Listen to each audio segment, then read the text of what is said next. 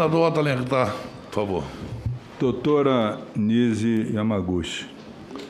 Primeira pergunta que eu quero fazer à senhora é se a senhora, para utilizar hidroxicloroquina em pacientes, a senhora fez exames pré-clínicos e clínicos.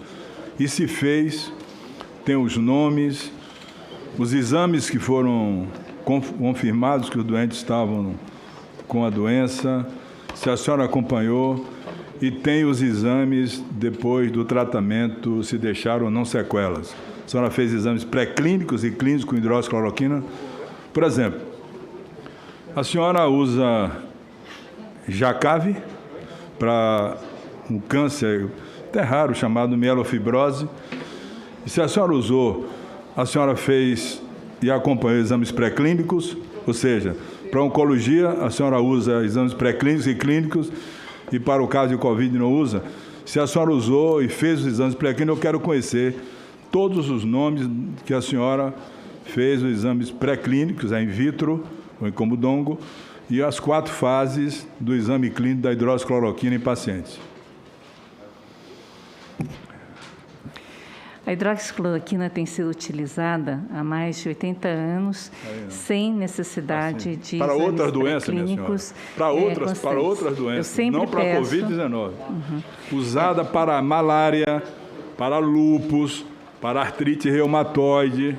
O que é o que a senhora usa, por exemplo, o Jacave para mielofibrose? A senhora testou? A senhora leu os exames pré-clínicos? Deve ter lido. E clínico para usar, e a senhora é oncologista. Agora, se vem me dizer que é uma droga usada há tanto tempo, sem fazer exames pré-clínicos e clínicos, não é correto. A senhora está errada. A senhora apostou numa droga que podia dar certo ou não. Essa é a grande realidade. E a ciência, doutora, por mais que a senhora seja formada e tenha curso, não admite isso. E se apostar no escuro, querer testar uma droga para ver se dá certo ou dá errado. Bom, se a senhora me fornecer os dados todos do paciente, a senhora falou há pouco, 300 e tantos pacientes, com nome, com o diagnóstico de certeza que estava com Covid, o tratamento e as sequelas que ficaram, com os exames de laboratório, a senhora fez o dedímero, a senhora fez dedímero dos seus pacientes? Tem o dedímero aí? Os dedímeros, eles A senhora tem o dedímero? Dos exames que a senhora fez? Dos pacientes? Não tem. Tem exame de tomografia do pulmão? Ou da ressonância? Não tem. Fez para acompanhar? Ficou sequela? Ficou fibrose pulmonar? Como é que a senhora, com a responsabilidade que tem, diz que tratou 370 e tantos doentes, sem comprovar os doentes, sem mostrar os exames? Doutora, eu fui professor tanto com a senhora, eu tenho serviços e trabalhos prestados e feitos que eu posso levar a senhora doente por doente, endereço por endereço que eu tratei. Isso é leviano, doutora. Não dá para dizer aleatoriamente, como a senhora falou, aleatoriamente da vacina, que tratou e não tem a comprovação. E vou rebater a senhora aonde a senhora trabalhou, no Hospital Einstein, que não trabalha mais. A senhora pode internar doente, mas o seu contrato foi cancelado. Vou lhe passar aqui o trabalho feito no Hospital Einstein por vários infectologistas, que a senhora não é infectologista, é oncologista, imunologista, de vários pacientes tratados, acompanhados, onde está provado que não tem efeito absolutamente nenhum a hidroxicloroquina, nem em pacientes leves ou moderados. Hospital Einstein, onde a senhora trabalhou. A senhora não tem mais contrato no Einstein. A senhora pode internar o doente, porque é um hospital que, para quem trabalhou lá, fica aberto. Se a senhora quiser internar um doente com câncer, de oncologia, alguma coisa, pode internar e tratar. Então, aqui está o trabalho feito no Einstein, publicado em julho do ano passado. Julho do ano passado. A senhora devia ter consciência, a não ser que a senhora agora, que trabalhou no Einstein, pode dizer assim, olha, eu não trabalho mais lá e tal, não concordo. Mas aqui está o trabalho. Posso passar as mãos da senhora, eu tenho cópia, inclusive estava em inglês, foi traduzido para o português, A senhora pode ler, ou quem quiser ler perfeitamente. Bom, a minha discussão com a senhora é o seguinte: a senhora, para usar qualquer medicação em oncologia, a senhora vai ler que essa medicação ela foi testada, teve exame pré-clínico e clínico. A senhora sabe que são 4 fases do exame pré-clínico em voluntários. As pessoas têm que ser voluntárias para usar a medicação. A senhora não pode pegar uma medicação que é usada para artrite reumatoide, para malária, para lúpus, de repente aplicar, e disse, apliquei em 300 e tantos pacientes e deu bom resultado, sem comprovar. Isso, do ponto de vista científico, não é honesto, doutora Lise Yamaguchi. É uma coisa que eu jamais faria isso. Na posição, no currículo de Vossa Senhoria, eu jamais faria isso. Porque eu não tinha como comprovar essa situação. Portanto, é fundamental que se faça os exames todos para comprovar como foi a evolução do paciente com a medicação, o que aconteceu do ponto de vista farmacológico, farmodinâmico, farmocinético, como a droga se desenvolveu dentro do organismo do paciente e quais os efeitos da droga. Bom, se o advogado vai ficar ensinando, o senhor também é médico? Deve ter feito um cursinho rápido também para ajudar a doutora. Então, o que eu quero saber da senhora é que a senhora me apresente o trabalho da senhora, com o endereço dos pacientes para checar CPF, onde mora, aonde não mora, porque o trabalho aqui do Hospital Einstein é completo e conclui que não tem eficácia nem para casos leves, nem para moderados. O hospital que a senhora trabalhou e não trabalha mais, a senhora pode internar, mas o seu contrato foi cancelado lá no Hospital Einstein. Eu peguei, estava em inglês, traduzi para português e posso lhe passar a hora que a senhora quiser. Mas esse é um caso que, na minha opinião, está claramente certo de que a hidroxicloroquina não funciona. Até porque a senhora deve saber, por exemplo, qual é a diferença entre um protozoário e um vírus. A senhora sabe? Qual é a diferença, doutora? Doutora Anísia, eu estou perguntando à senhora. A senhora sabe qual é a diferença entre um protozoário e um vírus? Pode dizer? Vou responder todas as suas perguntas. A senhora sabe dizer o que é a diferença entre um protozoário e um vírus? Presidente. Por favor, estou lhe perguntando. Agora está na hora de ele perguntar. Pela hora de o quê? Estou perguntando. Ele está perguntando à doutora Anísia para ela responder se ela sabe a diferença entre um protozoário e um vírus. Eu só estou perguntando, diga, do ponto de vista científico, o que é um protozoário e o que é um vírus. Qual é a composição de um e de outro? A senhora sabe? Então, vamos começar pela discussão que o senhor colocou. Não, né? não, primeiro a senhora vai me responder agora o que é um protozoário e um vírus, por favor. Exatamente. Nós temos aqui uma... Sim, a senhora defina do ponto de vista orgânico do que é um protozoário e um vírus. Por favor. A senhora é médica formada, você elogiou tanto o currículo da senhora.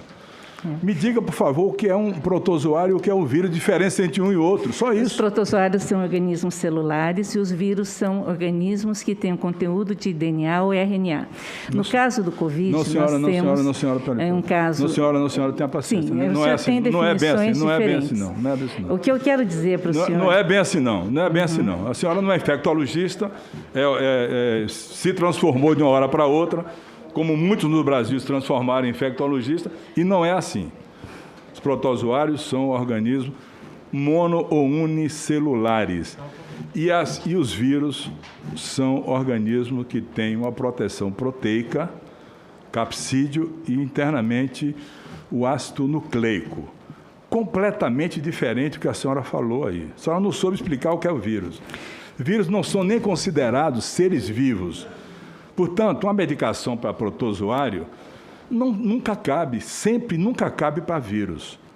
Por exemplo, doutora, quando surgiu o H1N1, a gripe H1N1, a ciência foi atrás de um medicamento antiprotozoário ou antiviral? Me diga, responda. Não, foi um antiviral? Antiviral. Pois bem, não foi antiprotozoário. A ciência agora está buscando para o coronavírus. Aliás, a senhora sabe a que família, a que grupo pertence o Covid-19? É um coronavírus. Hein? Ele é um coronavírus. Mas a que grupo?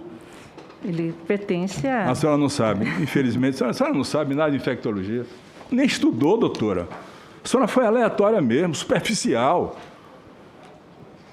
O Covid-19 é da família dos beta-coronavírus. Sim, é coronavírus. A senhora não disse. A primeira manifestação, doutora, me perdoe, eu não queria nem constranger a senhora, porque eu vi logo do começo que a senhora sabia oncologia e imunologia, mas não tinha nada de conhecimento de infectologia. Já vi logo do começo. Eu não queria nem falar isso. Estava na dúvida se eu vinha questionar ou não, para não deixar a senhora, como se diz na gíria, em saia justa. Eu gostaria a senhora sabe quando responder. foi que aconteceu a primeira manifestação do coronavírus no mundo? O primeiro caso no mundo. A senhora sabe a data? Sei. E que tipo de coronavírus foi? Exatamente. Diga o número, diga o ano. Pode pegar os livros aí, porque a senhora não tem na cabeça, certamente não leu, não estudou. E, doutora, de médico audiovisual, esse plenário está cansado. De alguém que o viu e não leu, e não se aprofundou, e não tem estudado. Eu falo com a senhora porque eu tenho, desde que começou essa doença, lido tudo sobre essa matéria. Tudo. E não preciso pegar e olhar aqui o que eu estou lendo, o que eu estou vendo, não. Não preciso ler para ver, não. A senhora nem sabe quando começou a primeira manifestação do coronavírus no mundo e como foi essa manifestação. Então, a senhora não podia, de jeito nenhum, estar debatendo um assunto que não era do seu domínio.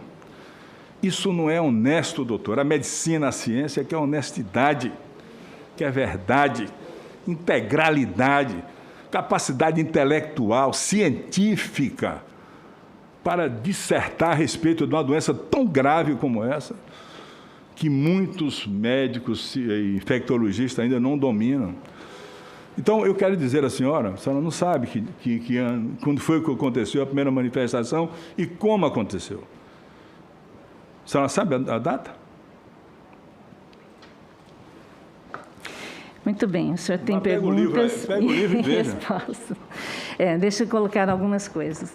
Esse estudo que o senhor colocou... tem que me responder da quando coalizão. foi que aconteceu a primeira manifestação. Eu sei que o senhor gosta de datas, a senhora não tem. Né? Na a senhora realidade, não conhece, a senhora não estava preparada para participar do gabinete paralelo, tantos e quantos participaram. Né?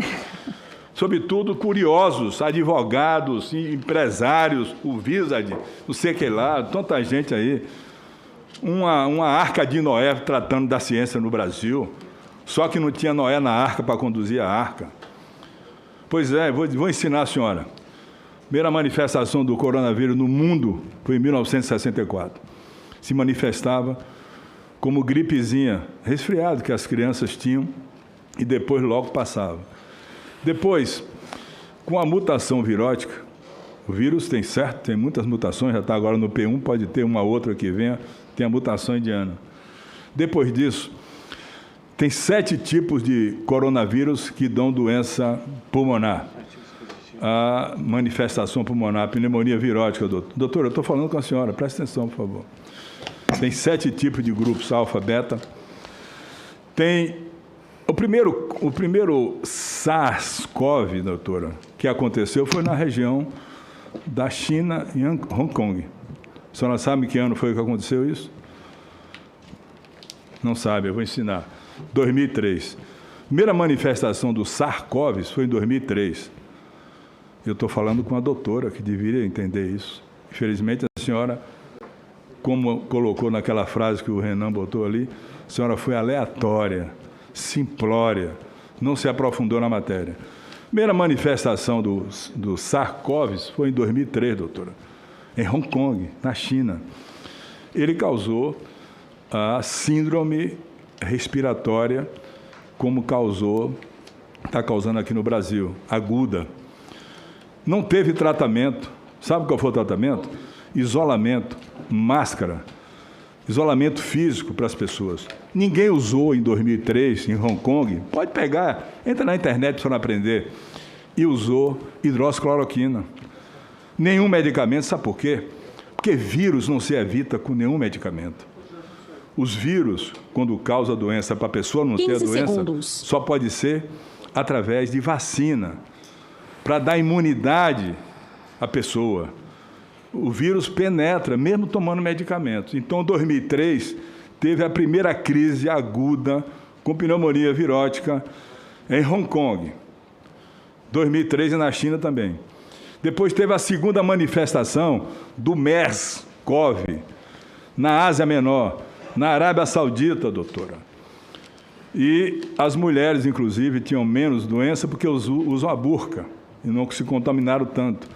Foi a síndrome aguda respiratória do Oriente. Também não se usou hidroxicloroquina. Foi isolamento físico, as pessoas ficavam isoladas e o que se conteve, porque apesar desse MERS-CoV ser grave e até ser mais letal do que o atual, não se disseminava com tanta facilidade. E agora veio o Covid-19, que ele, além de ser letal, de ter grande letalidade, ele também se dissemina com muita facilidade.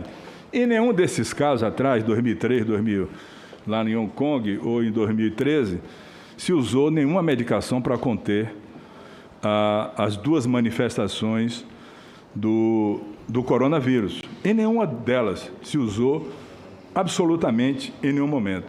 A medicina está atrás agora, e vou explicar à senhora, de um antiviral, como se conseguiu o Tamiflu, para controlar o coronavírus. A senhora sabe qual é o laboratório que está cuidando disso no mundo hoje? Qual é o estudo mais avançado? Laboratório de Boston, que é o Monopiravir.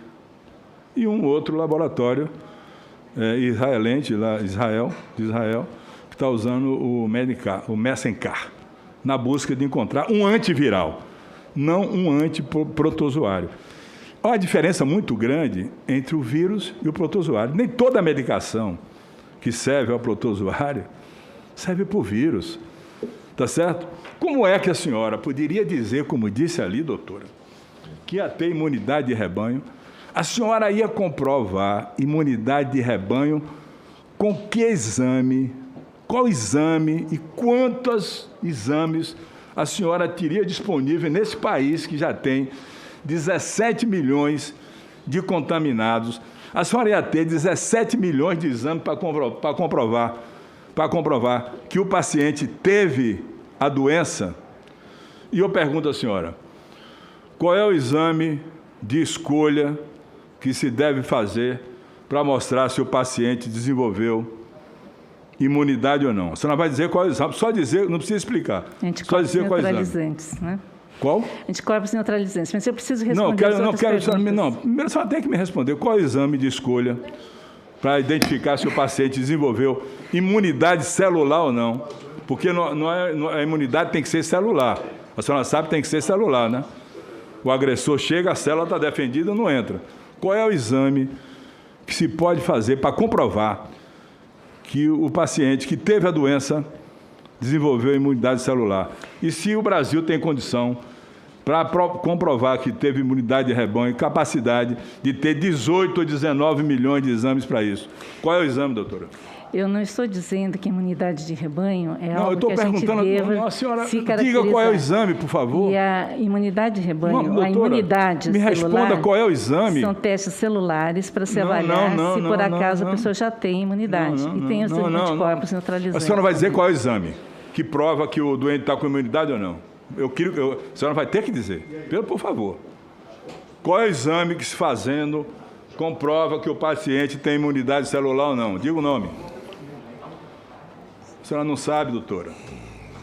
É o exame para identificar anticorpos neutralizantes, doutora. Mas eu expliquei. A senhora não sabia, doutora. Neutralizantes. A senhora tinha que ser oncologista, imunologista, imunólogo, mas tinha que entrar em infectologia. Agora, o senhor me dá licença, eu preciso responder a uma série de acusações. Eu não queria constranger a senhora. Eu preciso mas a responder. senhora não sabe responder absolutamente nada. A senhora tergiversou em tudo. Não soube dizer o que é um vírus, o que é um protozoário. Está sendo nem todos os pacientes. Espera aí, o advogado vai falar agora. Vossa Excelência, para concluir, senador Otto, que já ultrapassamos bastante seu tempo. Não, ela não soube responder nada. Agora ela vai responder para você. Eu fiz um testezinho simples com ela. Qualquer criança, qualquer menino de 2º ano, 3º ano, eu fui professor de química, por muito tempo de biologia. Isso é beabá. É beabá. É beabá. A senhora não sabe, a senhora jogou no escuro assim, com um grupo de pessoas que não entendia absolutamente nada da doença, inclusive chamou o ministro Pazuello para um seminário. Meu Deus do céu, o que é que o Pazuello vai dizer no seminário?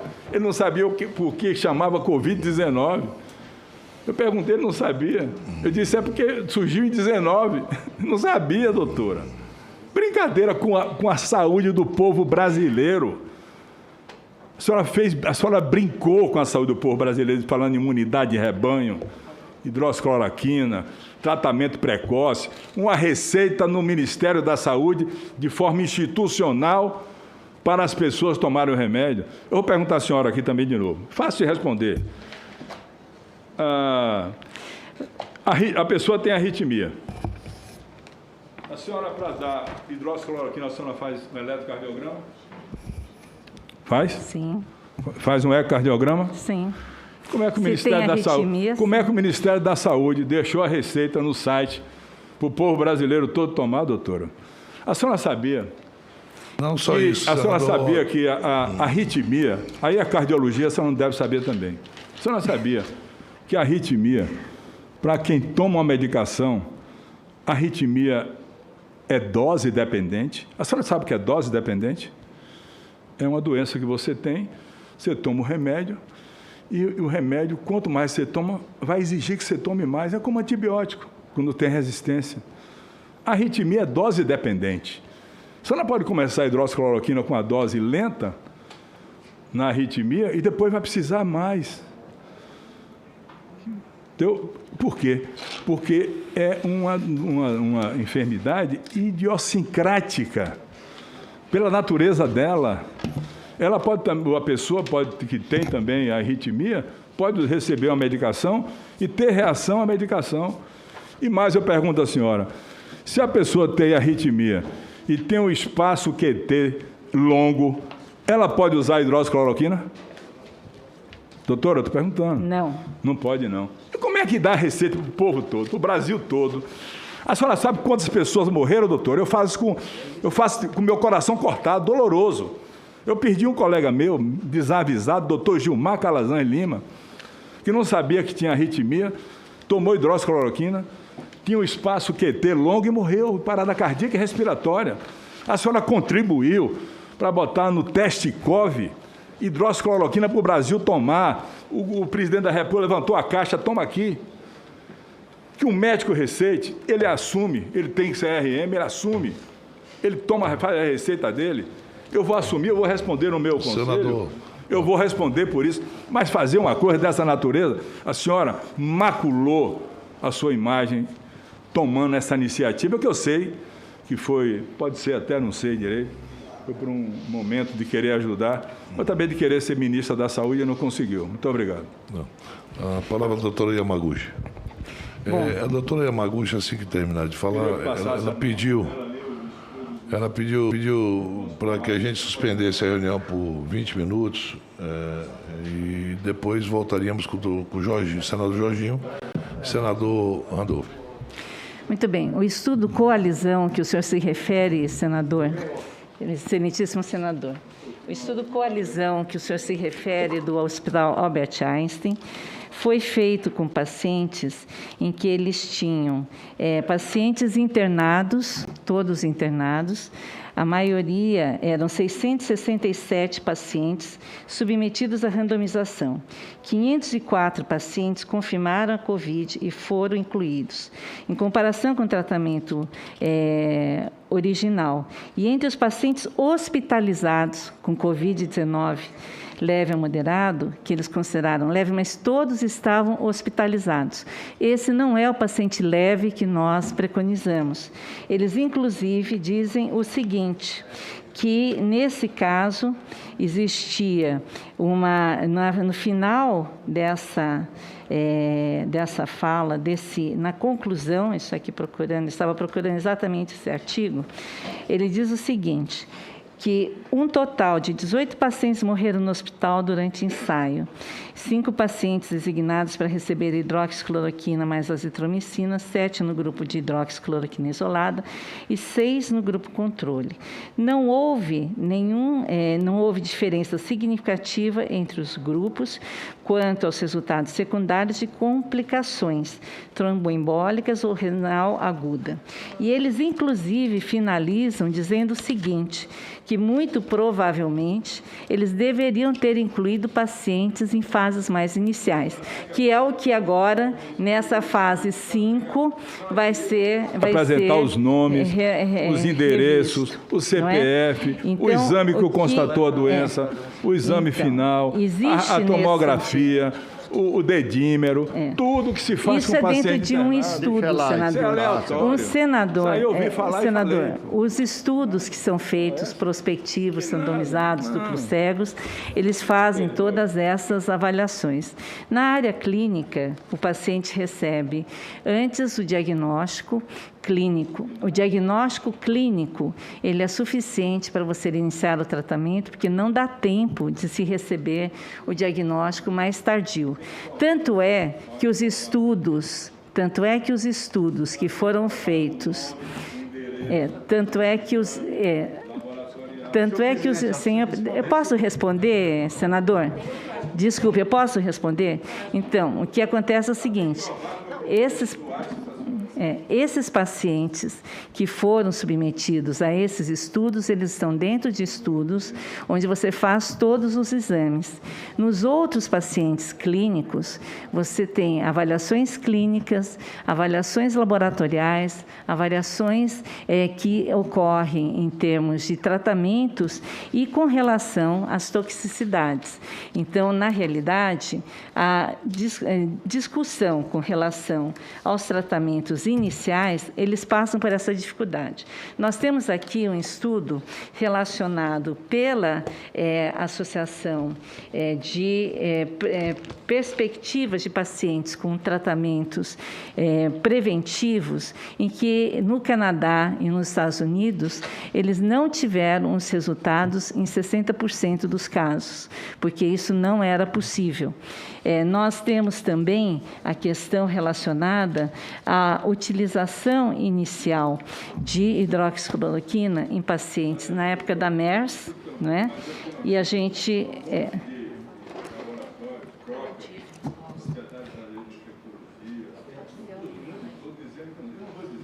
Eu não debati com a senhora nome de laboratório, eu debati com a senhora ciência, a senhora não soube responder. Isso. Eu posso botar aqui um mundo de laboratórios que é contra. A senhora conhece Cochrane? Sim. São 400 e tantos cientistas que são contra essa. Senador. Eu quero mostrar à senhora trabalho. Isso. Senador, eu gostaria de poder responder. O trabalho da senhora com os nomes dos pacientes, com exames confirmados, com o tratamento, com o resultado. Eu não estou falando. Então, eu queria o endereço, onde foi que a senhora pegou senador, em São Paulo, qual são os endereços. Senador, então, nós vamos ter que trazer aqui, foi feita uma pesquisa com pessoas de acima da idade, pesquisa, na Prevent Senior.